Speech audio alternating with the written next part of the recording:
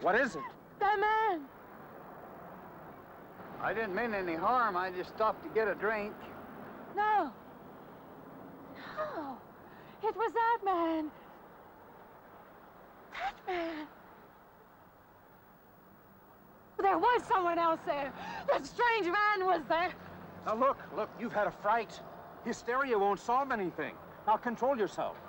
Look, I'm Dr. Samuels. My office is right across the street there. You've had a shock.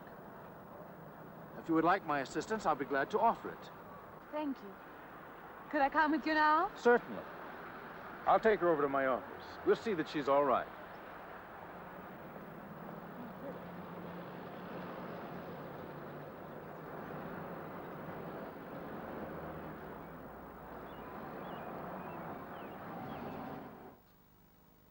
It was more than just not being able to hear anything or make contact with anyone. It was as though for a time I didn't exist. As though I had no place in the world, no part of the life around me. And then you saw this man. Yes. You'll excuse my back, but I wanted to get some of that written down. I must have been talking for an hour. Anything else? Anything you haven't told me? That's all there is. That's the whole story. He's been following me. That's all there is to it. It isn't that simple, though, is it? What do you mean?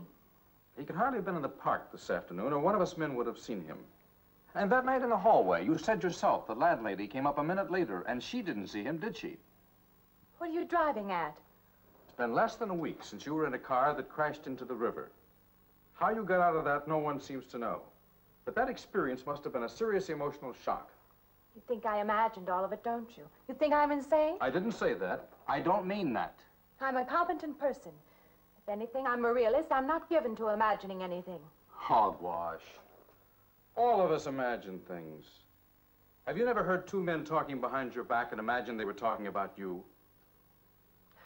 Have you never imagined you saw someone you knew and walked up to them and found they were a perfect stranger? I don't see what this has to do with it. The point is this. Our imaginations play tricks on us. They often misinterpret what we see and hear. Do you agree?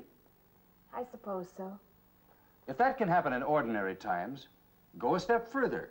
Look what can happen in a high fever or following a serious emotional shock. It doesn't seem possible that I could have imagined all of it. Does this man, this figure, resemble anyone you've ever known? An acquaintance? Or your father? No. You have a boyfriend here or back home? No, I have no desire for one. Never? No. I'm surprised to find myself saying that. But it's true. I have no desire for the close company of other people. Have you always felt this way? I don't know. Don't you want to join in the things that other people do? Share the experiences of other people? I don't seem capable of being very close to people. I do feel that perhaps I'm trying to reach out for those other things. Do you feel guilty wanting them?